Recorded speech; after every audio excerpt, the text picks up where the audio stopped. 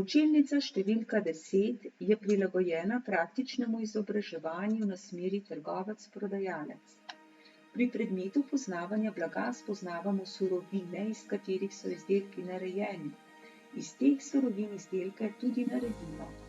Ker imamo šolski vrt, smo pridelke hitro uporabili za krompirjevo pito.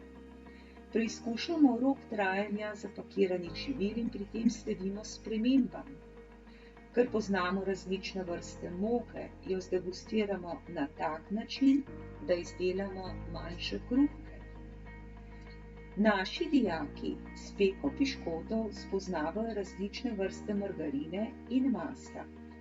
Da pa piškoti niso samo za okušati, jim dijaki polepšajo videz z marmelado. Če je dodan še umetniški vtis, so piškoti res odlični. Testenin je v trgovinah veliko, ampak poizkusiti, kako se naredijo, je pa nekaj drugega. Surovine je potrebno zmešati v pravem razmerju in nato testo vnesti. Dijaki zelo radi odkrivajo nove pripomočke, s katerimi si delo lahko olajšamo. In ko smo že pri izdelavi testenin, jih je potrebno še skuhati, da ugotovimo, če so kakovostne.